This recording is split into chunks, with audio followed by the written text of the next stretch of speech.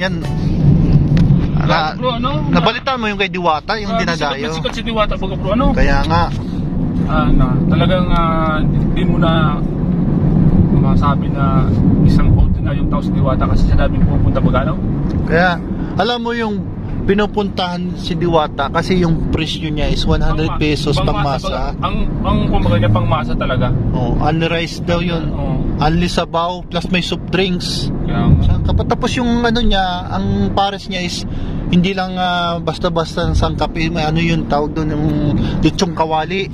Yung nakakapagpasarap doon sa Paris niya. Alam mo, 100 plus lang, 106 na baga. Oh, ang lalaki ng mga manok, yung chicken Diwata. Kaya nga sulit na sulit yung 100 pesos. So, kung may balak na pupuntang Team Kalingap doon kay Diwata. Ay, ganda yan bro. Hindi ako magpapaiwan. Ako nga, sasama ako niyan.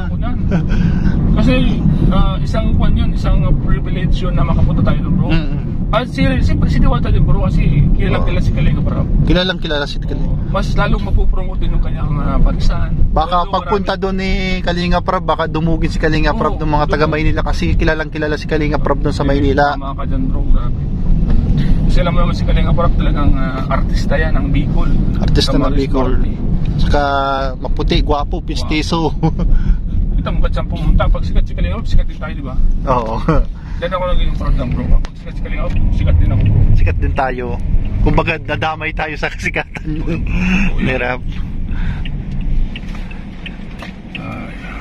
Pero sana mapag-usapan na makapunta tayo. Pagsikapan natin makapunta tayo kay Diwata. Paris Overload. Natin makapunta dyan kasi hindi natin palalagpasin yan kung sakaling magkaroon ng ganyan. Alam mo kasi maganda yan kasi para ma-experience din natin. Experience din natin. Nakikita natin sa mga Facebook, YouTube. Kaya nga. Kasi hindi naman tayo nalala sa kanila. YouTuber ba tayo?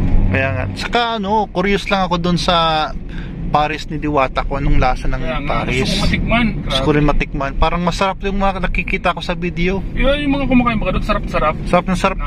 Saka ang lalaki ng piniritong manok. Yun ang gusto kong makita. Sabi daw ng kumain daw doon na yung chicken daw ni Diwata ay parang masarap pa daw sa Jollibee. Ay, grabe. Crispy yung chicken ni Diwata. Masarap pa ng Jollibee, mas masarap pa daw kay Diwata. Mas masarap daw kay Diwata. Gusto ko matikman talaga yung Chicken Diwata. Chicken Diwata. Alam mo, totoo lang, excited na ako makapunta dyan bro sa sinasabi mo na yan. Sila yung napapanood dyan sa YouTube sa Facebook. Talagang tinitilan mo kaya, pinipilahan. Kailang personality ang pupunta dyan. Alam mo kasi, bukod aside from Diwata, yun sa produkto ni Diwata, hinahangaan ng tao dahil sa dedikasyon ni Diwata. Heroin mo galing sa ilalim ng tulay, nakatira sa ilang binubuli, na sangkot sa mga ganun, inaway siya. Nagtinda siya sa mga gilid-gilid, nag-uling, lahat bro, lahat nagtitinda ng kangkong. Lahat ng sacrifice ay ginawa niya. Doon pa lang kapag napapanood ko si Diwata, parang lumalakas yung loob ko na as a vendor baga. Tignan mo naman si Diwata, sinubukan niya lahat, kumita lang ng pera. Diba? Marangal yung gawa ni Diwata. Marangal, pero napaka-humble ba Diwata kasi sinilas lang siya, kahit na mayaman na siya, nakachinilas pa. Kachinilas lang, kasando.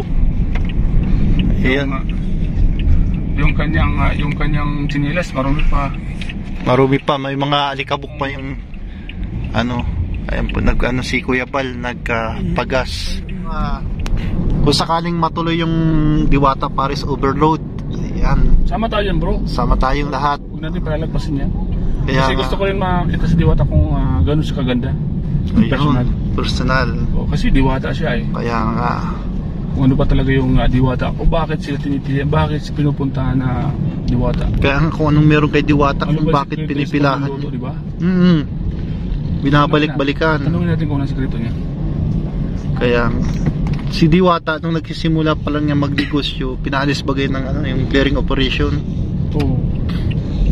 Nawala yan doon dati, tapos lumipat na ngayon sa Pasay. Kaya nga alam mo kung bakit dito sa Pilipinas pag may umangat, bigla tayong binabagsak Alam mo, dito ka lang makakita sa Pilipinas na ayaw nilang makakita na ikaw ay umaangat. Kaya nga Only in the Philippines. may mga taong ganun, may mga taong insecure sa... Tapos pagka ikaw ay sabihin na umangat na sasabihin, mayabang. Kahit wala namang ginagawa. Di ba? Ayun. Bakit sila ganun, no? Kaya nga, iwan ko baka sakit na yun.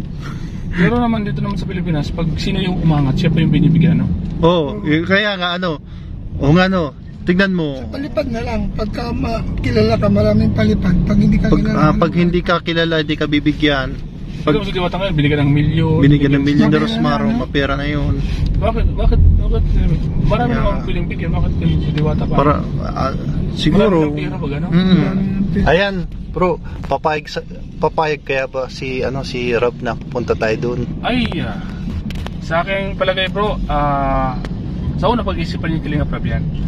Pag-iisipan ko, pupunta kasi busy naman pag si Kalinga Prab dito. Pero, pag nasabihin natin siya, bro, baka pwede natin pasyalan.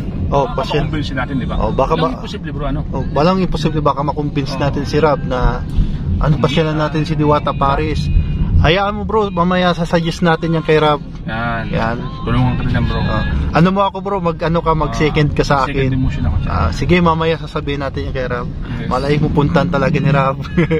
Matikman lamang yung Diwata Paris Overload. Talagang kilalang-kilala na si Diwata. Trending na lang ngayon sa bro. So, nandito na kami sa Sipukot. At ilang oras na lang papuntang Dait. Mga isang oras lang, bro. Mga isang oras. So, yan. Estimate ko, babalik po kami ng Naga na sa alas 4 na, no? Alas 4. Alas 2 ngayon. Mga alas 4, alas 5. Nasa Naga na tayo. Babalik ng Naga. Kasi ihatid po yung ating mga kasamahan sa Dait. Galing po sila ng Pilar, Sorsogon. Ayan, sana po ay makarating tayo sa Diwata Paris Overload. Kung sakali man na matuloy ay sasama talaga kami. Ano, bro? Siyempre, bro, hindi natin paglapasan yan. Hindi ko po, kahit ako kung may mga schedule man ako, papakancel ko. Gusto kong makapunta talaga dyan. Yes, kaya nga saka hindi lang kay Diwata Paris, kasi parang banding natin mga Kalinga, parang banding, di ba? Punta tayo sa Maynila. Banding pala yung mga biyahe ng peso. Diba? Kaya nga, pag marami daw kasama sa isang lugar na mga malalayo, masaya. Masaya, totoo yan. Kahit naman nasa team Kalinga, pag sama-sama pa tayo, masaya po. Masaya pag masama-sama. Isa naman yung nagsusulo, nakakalungkot. Basta punta tayo dyan, huwag natin palalagusin dyan. Punta natin si Diwata, Overload. Paris Overload. Yan, sa mga nagtatanong po kung saan po yung location ni Diwata Paris Overload, matatagpuan lang po yan hindi sa Dait. Matatagpuan po yan sa Diokno Boulevard, Pasay City, sa harap po ng GSIS. Simula po sa MOA, sa may MOA, SM MOA, at sasakay po kayo ng A-Trike at sabihin nyo lang po Diokno Boulevard kay Diwata. Alam na po yung mga nasa A-Trike. Pero may service naman kami, madali lang yan hanapin, malocate. Kami pa di ba, uso na ngayon GPS. Ayan, uso na ngayon GPS. Ayan po, magkita-kita lang po tayo, magkita-kita na lang tayo dun sa Naga City. At siyempre kay Diwata Paris sa Pasay City. Ayan. Maraming salamat po sa panonood sa ating malit na YouTube channel ng Sagap TV. At siyempre kay Kalinga Prab, Kuya Bal, and Ate Edna. Siyempre salamat kay Starrocks. Yes, ito bro, welcome. Isa tayo, tulungan tayo. Tutulungan. Punta natin yung mga dapat. Yan, shoutout din kay Kalampitos na naiwan sa Naga. Shoutout. And then kay si Lods and J. Brad naiwan. Ang sakalam na Kalingapad. Yan, ang sakalam ng Tinambak. Taga Tinambak. Ayan. Yun mga Kalingap. At kita-kits na lang sa Pasay City.